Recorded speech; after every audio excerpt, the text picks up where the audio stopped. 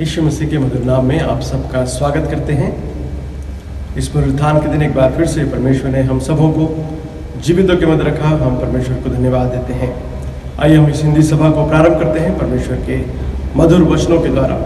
परमेश्वर का वचन हमें याद दिलाता है कि हम उनके जन हैं और वो हमारे परमेश्वर हैं। तो हमें क्या करना है? वहाँ लिखा है, हे समस्त पृथ्वी के लोगों, यहोवा का गीत गाओ, प्रतिदिन उसके किए हुए उद्धार का शुभ समाचार सुनाते रहो। अन्य जातियों में उसकी महिमा का और देश देश के लोगों में उसके आश्चर्य कर्मों का वर्णन करो, क्योंकि यहोवा महान और स्तुति के अति योग्य है। वह तो सब देवताओं से अधिक वह योग्य है। आइए हम अपनी आंखों को बंद करते हैं, अपने सिरों को झुकाते हैं और उस महान परमेश्वर को हम धन्यवाद देते हैं, प्रार्थना करेंगे। सर्वशक्तिमान सामर्थी परमेश्वर, हम धन्यवाद देते हैं आज के इस अच्छे दिन के लिए। इस पुनरुत्थान के दिन एक बार फिर से प्रभु जी आपने हमें जीवितों के मध्य रखकर इस प्रकार आपकी आराधना स्तुति प्रशंसा करने के लिए आपने हमें जीवितों के मध्य रखा। धन्यवाद देते हैं प्यारे परमेश्वर, हम धन्यवाद देते हैं क्योंकि आप दयालु परमेश्वर हैं, विलंब से कोप करने वाले अति दयालु परमेश्वर है, इसलिए धन्यवाद देते हैं। आपकी दया आपकी करुणा हम पर अपरंपार है, इसलिए धन्यवाद देते हैं। आप हमारे जीवन में ज्योति को प्रदान करने वाले परमेश्वर से धन्यवाद देते हैं।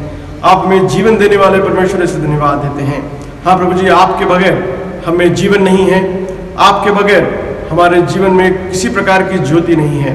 केवल ये आपके अनुग्रह आपकी दया है कि आज हम जीवित हैं और आपके प्रकाश में प्रकाशित होकर आपके नाम की महिमा कर पा रहे हैं। प्यारे परमेश्वर, आपने हम सब के बदले जो बलिदान को दिया उसे स्मरण करते हुए आपको धन्यवाद देते हैं। हम धन्यवाद देते हैं आपके इकलौते बेटे यीशु मसीह के लिए, जिन्होंने हम सब के बदले उस कलवरी के क्रॉस पर अपने आप को बलिदान होने के लिए सौंप दिए।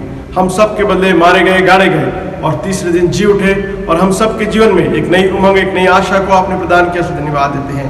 प्यारे परमेश्वर, आपने कलीसिया को अपने लहू के द्वारा मोल लेकर खरीद लिया, इसे धन्यवाद देते हैं।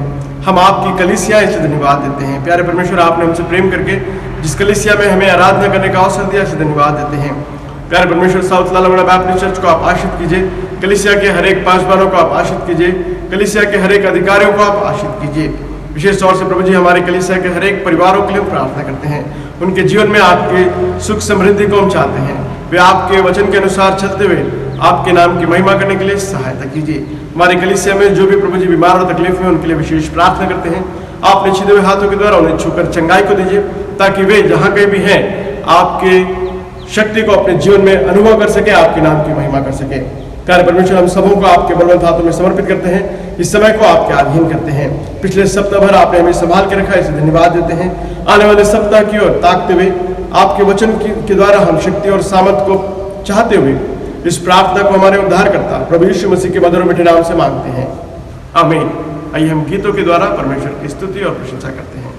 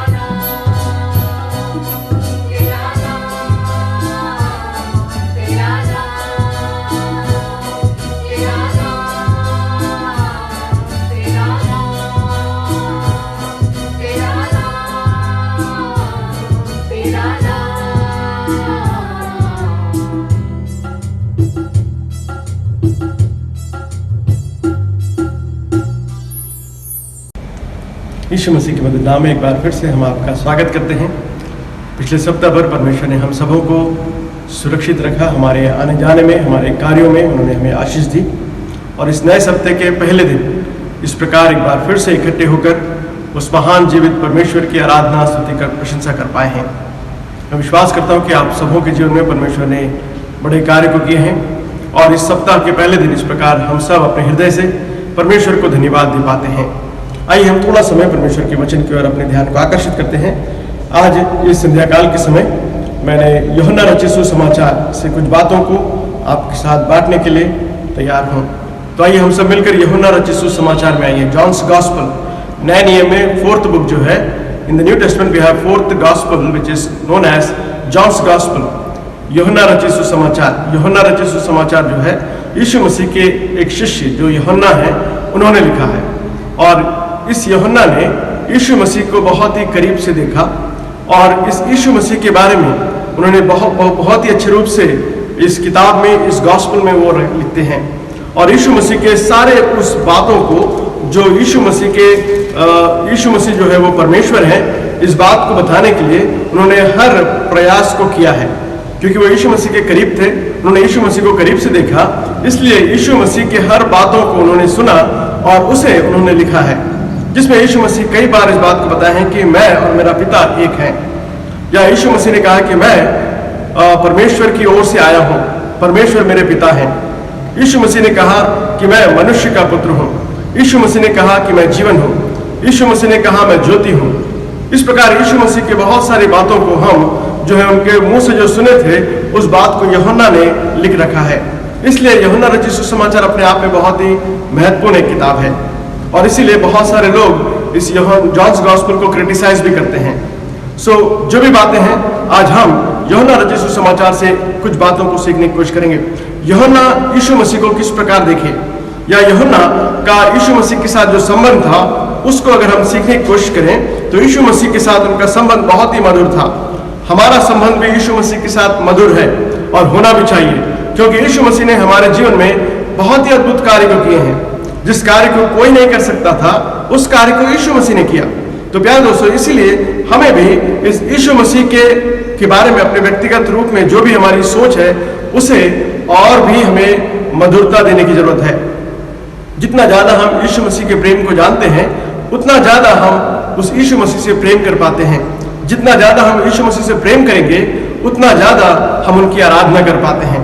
तो आइए मेरे साथ मिलकर आज इस यूहन्ना रचित सुसमाचार से हम कुछ बातों को सीखने की कोशिश करेंगे। जो टॉपिक मैंने दिया है, Jesus Christ in John's gospel. What is Jesus Christ in our personal life. यूहन्ना रचित सुसमाचार में यीशु मसीह को किस प्रकार दर्शाया गया है, आपके व्यक्तिगत जीवन में यीशु मसीह क्या है, इस अंश को हम सीखने की कोशिश करेंगे। आपके व्यक्तिगत जीवन में यीशु मसीह क्या है। यूहन्ना अपने बातों में वो कहते हैं, उन बातों को सीखते हुए हम कोशिश करेंगे क्या वो सारी बातें हम भी समझ पाए हैं या नहीं। तो आइए मेरे साथ मिलकर यूहन्ना रचित सुसमाचार उसके पहले अध्याय में आइए।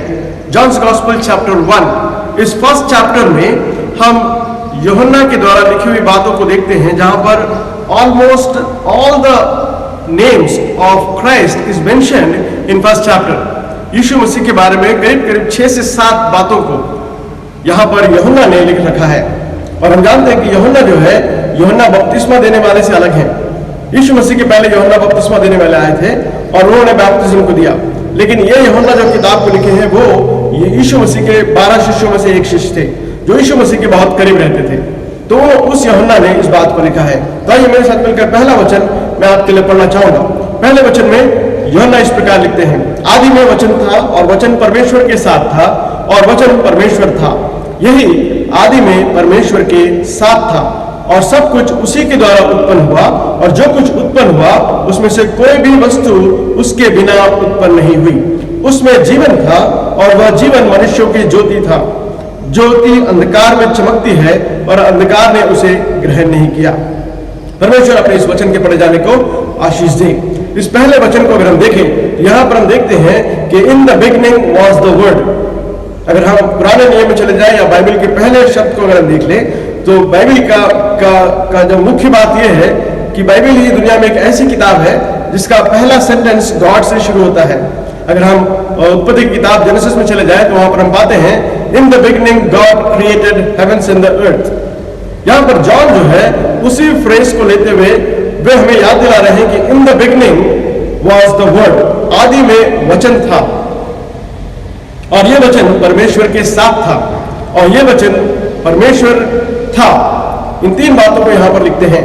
सो the first important thing which John is teaching अस, यूहन्ना जो हमें सिखाना चाहते हैं वो ये है कि Christ is the word, Christ is the word. Yeshu Masih जो है वो वचन है, वो परमेश्वर के वचन है, वो परमेश्वर के साथ थे, वे परमेश्वर हैं। So the first emphasise which John is teaching us in his gospel is Jesus Christ is the word of God. Yeshu Masih जो है वो परमेश्वर के वचन है और ये परमेश्वर का जो वचन है आदि से था। इससे पहले कि इस सृष्टि की रचना हुई, इससे पहले ही ये यीशु मसीह का वचन था, यीशु मसीह था और वो यीशु मसीह जो है वो परमेश्वर के साथ था और ये यीशु मसीह जो है वो हमारे लिए व्यक्तिगत जीवन थे। सो ये व्यक्तिगत रूप से हम यूहन्ना के शब्दों में देखते हैं, वचन था और वचन परमेश्वर के साथ था और वचन परमेश्वर था। This same one was in the beginning with God, आदि में ही ये परमेश्वर के साथ था, यानी यीशु मसीह परमेश्वर के साथ थे। ये महत्वपूर्ण बात हम मैथ्यूज गॉस्पेल, मार्क्स गॉस्पेल और लूक्स गॉस्पेल में हम देखते तो हैं, लेकिन स्पष्ट रूप से नहीं, परंतु मैथ्यू, मार्क और लूक भी इस बात को समझाने की कोशिश की है। मैथ्यू ने कहा कि यीशु मसीह जो है वो राजा है, मार्क ने कहा कि यीशु मसीह जो है वो एक परमेश्वर की ओर से सेवक है और लूक ने यह बताया कि यीशु मसीह जो है वो हमारे लिए एक परमेश्वर है। इन तीनों ने कहा और तीनों बातों को हम उसका सारांश यूहन्ना में देखते हैं, जॉन्स गॉस्पेल में। वहां पर जॉन कह रहे हैं in the beginning was word and the word was with God and the word was God. So first thing what John is teaching us, that is in the beginning was word. जब हम इस बात को कहते हैं, पहले वचन में हम महत्वपूर्ण बात को देखते हैं, यह आदि में जो वचन था, इस वचन के बारे में अगर हम देखें तो हम पाते हैं कि इस वचन में जीवन था। In him was life. When he says that in the beginning was the word, Christ is the word, जब वो कह रहे हैं तो वो ये बात बताने की कोशिश कर रहे हैं कि उनमें जीवन है। इस बात को हमें समझने की जरूरत है। पहले वचन में बहुत ही बड़ा गुण पाते हैं, वो ये है कि उनमें जीवन था, उनमें जीवन था। In him was life, in Christ was life. मसीह में जीवन है, मसीह के बगैर जीवन नहीं है। उस बात को हम यहाँ पर देखते हैं। उसी बात को यूहन्ना ने 3:16 में भी कहा है। जॉन्स गॉस्पेल 3:16 अगर हम देखें तो वहां पर भी हम अच्छे रूप से जानते हैं कि यीशु मसीह के बारे में वहां पर जॉन कह रहे हैं कि क्योंकि परमेश्वर ने जगत से ऐसा प्रेम रखा कि उसने अपना एक लौता पुत्र दे दिया ताकि जो कोई उस पर विश्वास करे वे नाश ना हो परंतु अनंत जीवन पाए। देखिए यहाँ पर यीशु मसीह के बारे में कह रहे हैं कि जो भी उस यीशु मसीह पर विश्वास करते हैं वे नाश नहीं होते परंतु अनंत जीवन पाते हैं। इन हिम was life, मसीह में जीवन है। Life obtained from him, यह हमें समझने की जरूरत है। यहाँ 3:16 में पाते हैं कि we obtain life in him, in Christ, हम मसीह में जो है जीवन को देखते हैं। तीसरी महत्वपूर्ण बात अगर हम देखें इसी पहले वचन में तो वहां पाते हैं कि life possessed by trusting him, हमारे जो जीवन है वो अगर हम उस यीशु मसीह पर विश्वास करते हैं तो हम उस जीवन में को अपने जीवन में हम देख पाते हैं। इस बात को सामरी स्त्री ने बहुत ही अच्छे रूप से देखा। सामरी स्त्री से जब यीशु मसीह बात कर रहे थे, 4था अध्याय उसके 14वें वचन में आए, 4th chapter John's gospel 14th verse में हम पाते हैं जहां पर सामरी स्त्री को जवाब देते हुए यीशु मसीह कह रहे हैं, यीशु मसीह कह रहे हैं कि अगर तुम जानती तो मुझसे मांगती। यीशु मसीह के शब्द को देखिए, यीशु ने उनको उत्तर दिया 13वें वचन में, 14th वर्स में कह रहे हैं परंतु जो कोई उस जल में से पिएगा जो मैं उसे दूंगा वह फिर अनंत काल तक प्यासा ना होगा। देखिए यहाँ पर हम देखते हैं तीसरी महत्वपूर्ण बात, यीशु मसीह उस जल के बारे में बता रहे हैं, अपने बारे में बताते हुए कह रहे हैं कि जो जल मैं तुम्हें दूंगा उसे पीकर तुम कभी प्यासे ना होगे, वरन जो जल मैं उसे दूंगा वह एक सोता बन जाएगा जो अनंत जीवन के लिए उमड़ता है। यहां पर देखिए the life possessed in Christ by trusting in him, जब हम यीशु मसीह पर विश्वास करते हैं तो हम स्वयं उस जीवन को अपने अंदर पाते हैं। और देखिए वाली क्या है कि वो स्वयं जीवन का सोता बन जाएगा, जीवन का सोता बन जाएगा। सो फर्स्ट वर्स में याद दिला रहा है कि in him was life, life is mention in him, life obtained from him and life possessed by trusting in him. इन चार बातों को यहां पर हम देख पाते हैं। और अगर आगे आए तो हम पाते हैं कि लाइफ सस्टेन इन हिम, मसीह में हमारा जीवन जो है क्रमशः आगे बढ़ता है, क्रमशः हम आगे बढ़ते हैं। उसी जॉन्स गॉस्पेल 6वां अध्याय उसके 35वें वचन में आते हैं। John's gospel chapter 6 verse number 35, वहां पर अगर हम देखें वहां पर यीशु मसीह की बात को देखिए, वाले का यीशु ने उनसे कहा, जीवन की रोटी मैं हूं, जो मेरे पास आता है वह कभी भूखा ना होगा और जो मुझ पर विश्वास करता है वह कभी प्यासा ना होगा। जॉन्स गॉस्पेल चैप्टर 6 वर्स 35 बहुत ही उम्दा एक वचन है, जहां पर जॉन जो है वो सिखा रहे हैं जो यीशु मसीह पर आकर के पास आते हैं वे कभी भूखे नहीं होते। The life will sustain when we are in Christ और when we are with Christ, our life will sustain. That's why we see that Christ, in Christ life is there. So the life sustain in Christ, उस बात को यहाँ पर 6वें अध्याय उसके 35वें वचन में हम पाते हैं। उतना ही नहीं, और आगे चले जाएं तो वहां पर हम 7वें अध्याय में एक और बात को देखते हैं। जॉन्स गॉस्पेल चैप्टर 7 उसके 38वें वचन को अगर हम देखें, John's gospel chapter 7 verse number 38 को अगर हम देखें, वहां पर एक और बात को हम देखते हैं। वहां पर देखते हैं कि लाइफ जो है मिनिस्टर थ्रू द स्पिरिट, हमारा जीवन जो है उसके लिए परमेश्वर ने अपने पवित्र आत्मा को दिए हैं और वो पवित्र आत्मा हमें चलाती है। मुझ पर विश्वास करेगा, जैसा पवित्र शास्त्र में आया है, उसके हृदय में से जीवन के जल की नदियां बहेंगी। और उसने वह वचन पवित्र आत्मा के विषय में कहा था। यहां पर जो जीवन के जल की नदियां बहेंगी जो कह रहे हैं वो पवित्र आत्मा के बारे में कह रहे हैं। सो एक और बात पर हम देखें तो life ministered through the spirit. So in him the life when we say, उसका अर्थ यह है कि हमारे अंदर जो जीवन है पवित्र आत्मा की चलाए चलने वाला जीवन है। और उस बात को यहाँ 7वां अध्याय उसके 38वें वचन में देखते हैं। 7th चैप्टर उसके 38 वर्स को अगर हम देखें, वहां पे लिखा है, जो मुझ पर विश्वास करेगा, जैसा पवित्र शास्त्र में आया है, उसके हृदय में से जीवन के जल की नदियां निकलेंगी। हमारे हृदय में पवित्र आत्मा वास करता है और वो पवित्र आत्मा जो है हमारे जीवन के द्वारा मिनिस्टर को करता है, यानी हमें सेवा करने को सिखाता है, सेवा में हमें बढ़ाता है, ताकि हम सेवा में आगे बढ़ते हुए हम परमेश्वर के नाम की महिमा कर सके। तो यहाँ पर हम बहुत ही अच्छे रूप से देखते हैं कि life minister through the spirit. आइए और थोड़ा आगे बढ़ते हैं, जहां पर हम पाते हैं कि लाइफ अबाउंडिंग फ्रॉम हिम। यीशु मसीह में जो है हमारा जो जीवन जो है वो बहुतायत से बढ़ता है।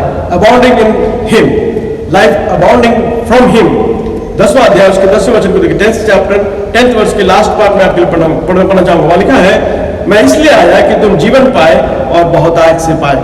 आई come so that you may live the abundant life. Life abundant, abounding in Christ. Our life abounds in Christ. इस बात को हमें समझने की जरूरत है। हमें परमेश्वर के वचन में स्पष्ट रूप से पाते हैं कि उनमें जो जीवन है वो जीवन जो है वो बहुतायत का जीवन है। जब हम मसीह में रहते हैं तो हम बहुतायत के जीवन को देखते हैं। तो ये यूहन्ना जो है अपने बातों में हमें सिखा रहे हैं। तो पहले अध्याय में हमने पहला बात देखा वो ये है कि यीशु मसीह में जीवन है। यीशु मसीह जो आदि से थे, उस आदि से जो जीवन उनमें था और हम उसी जीवन को अपने जीवन में पाते हैं जिसके कारण हम जीवित हैं। So first point we have seen in Christ is life. जब फर्स्ट पार्ट हमने देखा क्राइस्ट द वर्ड, जब कहते हैं that word means life and the life is mention in several places in John's Gospel. दूसरी बात की ओर हम आते हैं। Second important thing, Christ the light. First, Christ the word. In that word we have seen life. दूसरी बात, Christ the light. यीशु मसीह ज्योति है। उसी पहले अध्याय उसके 8वें वचन और 9वें वचन को हम देखेंगे। पहला अध्याय John's Gospel chapter 1 verse 8 and 9, वहां लिखा है, वह आप तो वह ज्योति ना था परंतु उस ज्योति की गवाही देने के लिए आया था। सच्ची ज्योति जो हर एक मनुष्य को प्रकाशित करती है जगत में आने वाली थी। ये दो वचन जो है वो जॉन द बैप्टिस्ट के बारे में कहते हुए वो कह रहे हैं कि जॉन द बैप्टिस्ट वो ज्योति ना था परंतु वो ज्योति की गवाही देने के लिए आ रहा था। John the Baptist was not that light but he was testifying about the light. He was testifying about the light. So second important thing, Christ the light. हमारे जीवन में हमें समझने की जरूरत है Christ is the light of your life and my life. So हम इस बात को सीखने की कोशिश करें कि मसीह जो है वो हमारे लिए ज्योति है। Christ is light, Christ the light. This 8 and 9 verse reminds that. उतना ही नहीं, 9th वर्स में लिखा है Christ was the true light. वहां पर लिखा है सच्चा जो उजाला है, सच्ची जो रोशनी है, जो एक इंसान को रोशनीमय करती है, वो दुनिया में आने वाली थी। सच्ची रोशनी, यीशु मसीह सच्ची रोशनी है। Christ is the light, he is the true light, and that true light enlightens you and me. वो सच्चा परमेश्वर जो है वो आपको और मुझे जो है वो प्रकाशवान करते हैं, प्रकाशवान रोशनीमय कर रहे हैं, प्रकाशवान कर रहे हैं। सच्ची रोशनी जो हर एक इंसान को रोशनीमय करती है, दुनिया में आने वाली थी। यानी यीशु मसीह के बारे में कह रहे हैं कि वो आने वाले थे, वो आए, हम सबके जीवन को रोशन किए, और वो आज परमेश्वर के साथ हैं और हमारे लिए प्रार्थना विज्ञापन कर रहे हैं। प्यारे दोस्तों, उस रोशनी में हमें चलाने के लिए परमेश्वर ने अपने पवित्र आत्मा को दिया है, और पवित्र आत्मा हमें उस रोशनी में चला रही है, क्योंकि यीशु मसीह वो रोशनी है। Christ the light, that's number 2। तीसरी बात अगर हम आए तो वहीं पहले अध्याय उसके 29 और 36 वर्ष में एक और बात को देखते हैं। What is Christ? First we have seen Christ is the word, second we have seen Christ the light, third one Christ the lamb of God. Yeshu Masih जो है वो परमेश्वर के मेमने हैं। यीशु मसीह जो है परमेश्वर के मेमने हैं। पहला अध्याय उसका 29वें वचन में यूहन्ना जो है अपने शिष्यों को बता रहे हैं। First chapter John's gospel verse number 29, वहां पर जॉन द बैप्टिस्ट कह रहे हैं, दूसरे दिन उसने यीशु को अपनी ओर आते देखकर कहा, देखो यह परमेश्वर का मेमना है जो जगत के पाप को उठा ले जाता है। The third thing what John has seen, what John the Baptist testified, he wrote in this book, and that is he is the lamb of God। तो तीसरी बात जो यीशु मसीह के बारे में सीखते हैं वो ये है, यीशु मसीह जो है वो परमेश्वर के मेमने हैं, वो भेड़ है जो हमारे लिए वध होने के लिए दुनिया में आए। Christ the lamb of God, उस बात को हम बहुत ही अच्छे रूप से देखते हैं। वहां लिखा है, देखो यही परमेश्वर का मेमना है जो दुनिया के गुनाह को उठा ले जाता है।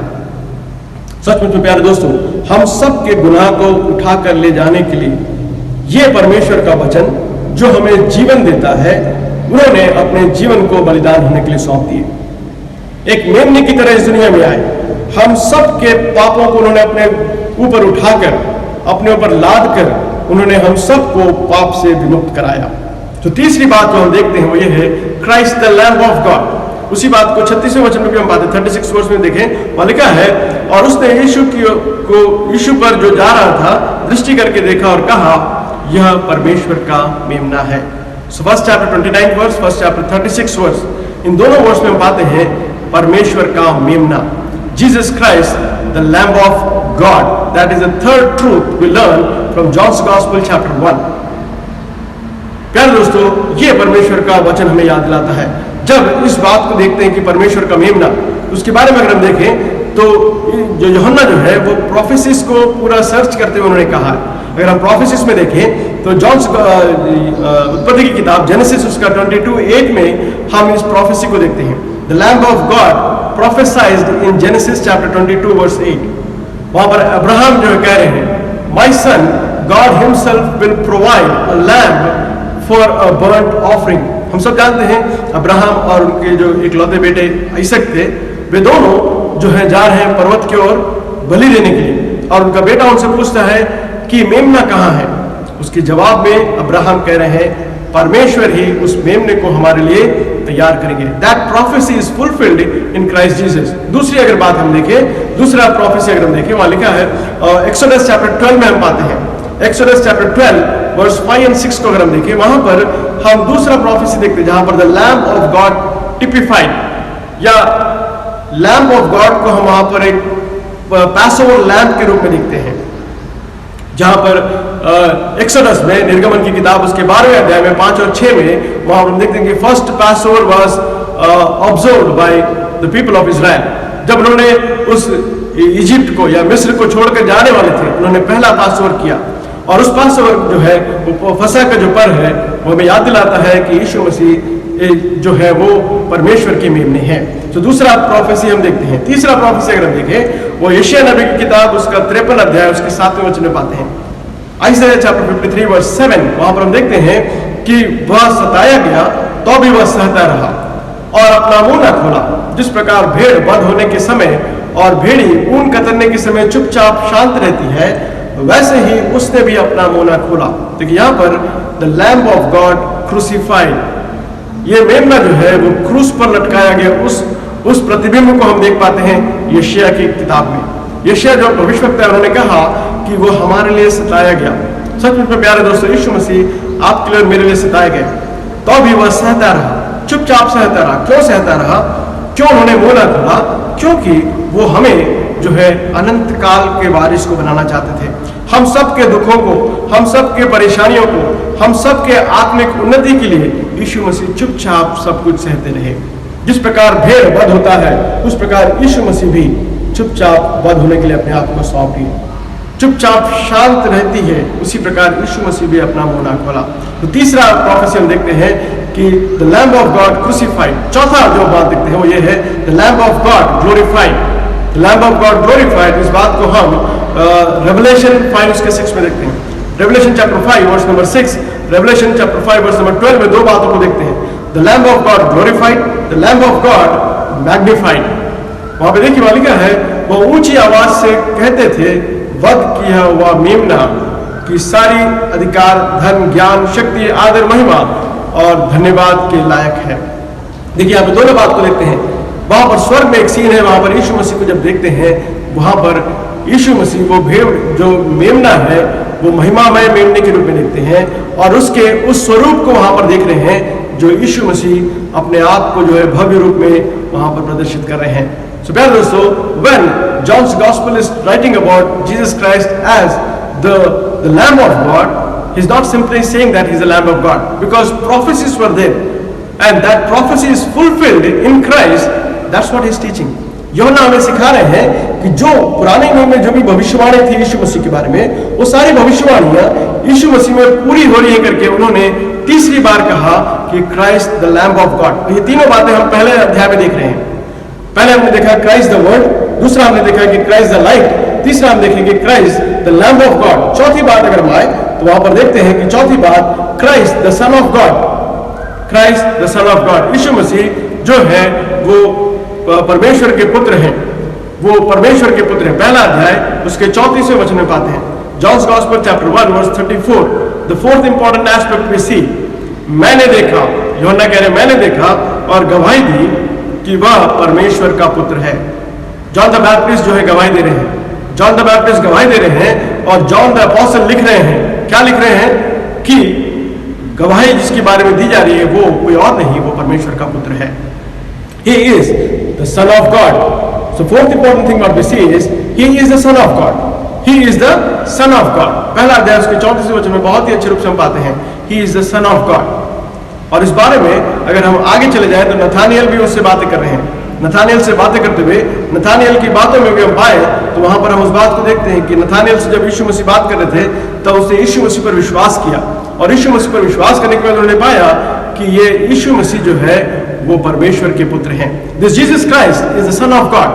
That is the fourth important aspect we have to learn. और उस बात को यहाँ पर यूहन्ना हमें सिखा रहे हैं। यीशु मसीह कोई साधारण व्यक्ति नहीं है, परंतु यीशु मसीह परमेश्वर के इकलौते बेटे हैं और उस यीशु मसीह पर विश्वास करने के द्वारा हम जीवित रहते हैं, हमारे अंदर प्रकाश रहता है और हम अपने पापों से पाक होकर हम शुद्ध और पाक बनकर उस पवित्र आसन के सामने खड़े हो पाते हैं। तो प्यारे दोस्तों, चौथी बात हम देखते हैं कि यीशु मसीह परमेश्वर के पुत्र हैं। पांचवी बात अगर हम देखें उसके 49वें वर्ष में हम पाते हैं। 49वें वर्ष को अगर हम देखें वहां पे लिखा है यीशु मसीह जो है वो राजा है। नथानियल ने उससे कहा तू मुझे कैसे जानता है? यीशु ने उत्तर दिया और कहा इससे पहले कि तू फिलिप्पुस से ने तुझे बुलाया, जब तू अंजीर के पेड़ के तले था तब मैंने तुझे देखा। तब नथानियल ने उससे कहा, नथानियल ने उसको उत्तर दिया, हे रब्बी तू परमेश्वर का पुत्र है, तू इज़राइल का महाराजा है। देखिए यहाँ पर दो बातें नथानियल के मुंह से निकल रही हैं। पहली बात तू परमेश्वर का पुत्र है, दूसरी बात तू महाराजा है। You are the king of Israel. देखिए प्यारे दोस्तों, यूहन्ना ने जो बात जिस मेमने को लोगों को दिखाया वो मेमना जो है वो यीशु मसीह परमेश्वर का पुत्र है, वो इज़राइल का राजा होने वाला है। आने वाले दिनों में यीशु मसीह एक राजा के रूप में आने वाले हैं। पहली बार जब यीशु मसीह आए तो वो वध होने वाले मेमने की तरह आए, चुपचाप सब कुछ सहा, लेकिन फिर से वो आने वाले हैं। इस समय जब वो आएंगे तो वो एक राजा के रूप में आने वाले हैं। वो राजा आपके जीवन में, मेरे जीवन में राज्य करने के लिए आने वाले हैं। तो प्यारे दोस्तों, ये यीशु मसीह के बारे में पांचवी बात को हम देखते हैं, Christ the anointed one, Christ the anointed one, Christ the Messiah, Christ the king. So पांचवी बात को अगर हम देखें, क्राइस्ट द अनॉइंटेड वन को अगर हम देखें तो वहां पर हम उसी पहला अध्याय उसके 41वें वचन में पाते हैं, 41 वर्ष में पाते हैं, उसने पहले अपने सगे भाई शमौन से मिलकर उसे कहा, हमने क्रिस्त को अर्थात मसीह को देखा है, या मसीह हमें मिल गया है। तो Christ the anointed one, the fifth one important thing is Christ the anointed one, and sixth one we see Christ the king of Israel. So 5 से 6 बातें हम देख पाते हैं यीशु मसीह क्या है। तो यीशु मसीह जो है वो न केवल एक राजा है, न केवल यीशु मसीह जो है वो परमेश्वर के पुत्र है, परंतु यीशु मसीह जो है वो मसीहा है। हम सबको बचाने के लिए यीशु मसीह एक मसीहा के रूप में इस दुनिया में आए। हम सबको इस दुनिया के चुंगल से बचाने के लिए, पाप में दलदल से बचाने के लिए यीशु मसीह एक मसीहा बनकर इस दुनिया में आए। That's what the 6th point we see in 1st chapter. 7thly and lastly we see that Jesus Christ the Son of Man.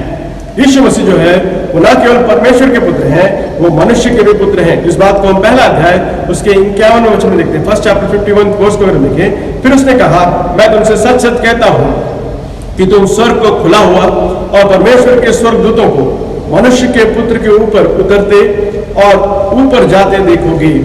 यहाँ पर जो 7th फ्रेज हम देखते हैं, Christ the son of man, Christ the son of man, वो हमें लेने के लिए फिर से आने वाले हैं। वहां पे लिखा है कि बहुत अच्छे रूप से देखिए, वहां लिखा है कि स्वर्ग को खुला हुआ और परमेश्वर के स्वर्गदूतों को मनुष्य के पुत्र के ऊपर उतरते और ऊपर जाते देखोगे। That's what the prophecy is which we are waiting for.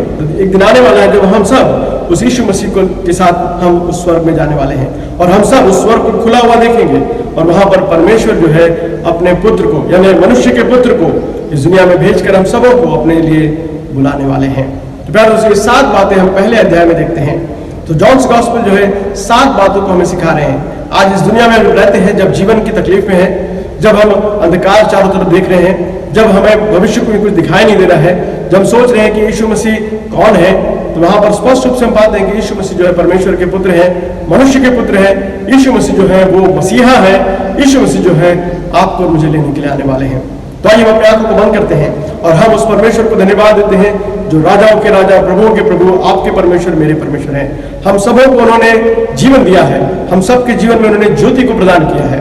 तो क्यों ना हम उस परमेश्वर को अपने हृदय को खोलकर धन्यवाद दें। इस जून के सप्ताह के जून के महीने में दूसरे सप्ताह में हम हैं और हम सोच रहे थे कि शायद जो है लॉकडाउन ऊपर होने वाला है, लेकिन फिर से परिस्थितियां जो है विपरीत में है, इसलिए शायद हम आने वाले सप्ताह या उसके बाद के महीने में हम सब इकट्ठे हो पाएंगे। तो आइए हम इन सारे परिस्थितियों के बीच में जो हमें जीवन देने वाला यीशु मसीह है, उस परमेश्वर को हम धन्यवाद देते हैं। हम प्रार्थना करते हैं, सर्वशक्तिमान परमेश्वर, हम धन्यवाद देते हैं आपके मधुर वचनों के लिए। हाँ प्रभु जी, जिस प्रकार यूहन्ना ने आप में उन सारे गुणों को देखा है, आज हम भी उन सारे गुणों को अपने जीवन में अनुभव कर पाते हैं। हाँ प्रभु जी, आप आदि से थे, आप वचन है, आप ज्योति है, आप मसीहा है और आप राजा हैं। प्रभु जी, आपको हम धन्यवाद देते हैं। आप परमेश्वर के मेमने हैं, इसलिए आपको धन्यवाद देते हैं। और प्रभु जी, आपने हमारे लिए जो बड़ा कार्य किया है उसको हम एक बार फिर से स्मरण करते हुए आपको धन्यवाद देते हैं। इस वचन को आप आशीष कीजिए, जो वचन हम सुने हैं उसे हम अपने हृदय में प्रभु जी अधिकाई से पनपने दें, अधिकाई से उसे बढ़ने दें, ताकि आने वाले दिनों में हम किसी भी प्रकार की शंका में ना रहें कि यीशु मसीह मेरे लिए क्या है। व्यक्तिगत रूप में यीशु मसीह मेरे लिए सब कुछ है। उस बात को हम अपने जीवन में, अपने हृदय में अधिकाई से होने दें, हम प्रार्थना करते हैं। प्यारे परमेश्वर, हम धन्यवाद देते हैं इस वचन के लिए। इस वचन के द्वारा एक बार फिर से आपने हमें आशीष दिया, धन्यवाद देते हैं। हमारे देश के लिए, हमारे राज्य के लिए हम प्रार्थना करते हैं। हमारे देश के प्राइम मिनिस्टर के लिए हम प्रार्थना करते हैं, अपने ज्ञान और बुद्धि को दीजिए ताकि इस देश को सही मार्ग पर चला सके। हम प्रार्थना करते हैं हमारे राज्य के लिए और अनेकों राज्यों के लिए जो हमारे देश में, उन सभी राज्यों को आप आशीष कीजिए ताकि हर एक राज्य में आपकी सुख, समृद्धि और शांति बनी रहने पाए। प्यारे परमेश्वर, हम कलीसिया के विषय में प्रार्थना करते हैं। हालांकि इस सप्ताह में हम सब कलीसिया में एकत्रित होकर आपकी आराधना, स्तुति, प्रशंसा करने वाले थे, परंतु प्रभु जी किसी कारणवश या परिस्थितियों के कारण आज भी हम नहीं मिल पा रहे, इसलिए हम आपको आपके सन्मुख आकर जहां कहीं भी हम हैं अपने हृदय से आपको धन्यवाद देते हैं। प्यारे प्रभु जी, आने वाले सप्ताह को आप आशीष कीजिए। हमारे आसपास के क्षेत्र में बहुत से कोरोना वायरस के पेशेंट बढ़ रहे हैं प्रभु जी, उनके लिए हम प्रार्थना करते हैं। प्रभु जी, आपने छिदे हुए हाथों की तरह उन्हें आप सुरक्षित रखिए, हमारी प्रार्थना है। प्यारे परमेश्वर, हमारे आर्थिक जरूरतों को आप पूरा करने से धन्यवाद देते हैं। कलीसिया के हर एक आर्थिक जरूरतों को आप पूरा करिए, हमारी प्रार्थना है, ताकि प्रभु जी कलीसिया के द्वारा जो भी सेवा कार्य होता है उसमें रुकावट ना आने वाले हो सके। प्यारे परमेश्वर, सब कुछ आपके हाथों में समर्पित करते हुए आने वाले सप्ताह के लिए आपको धन्यवाद देते हुए इस छोटी सी प्रार्थना को हमारे उद्धारकर्ता प्रभु यीशु मसीह के मधुर और मीठे नाम से मांगते हैं, आमीन। अब हमारे पिता परमेश्वर का प्रेम, पुत्र परमेश्वर की अनुग्रह और पवित्र आत्मा परमेश्वर की सहभागिता अब से लेकर हमेशा हमेशा तक हम सबके साथ बनी रहने पाए, आमीन। Thank you, God bless you.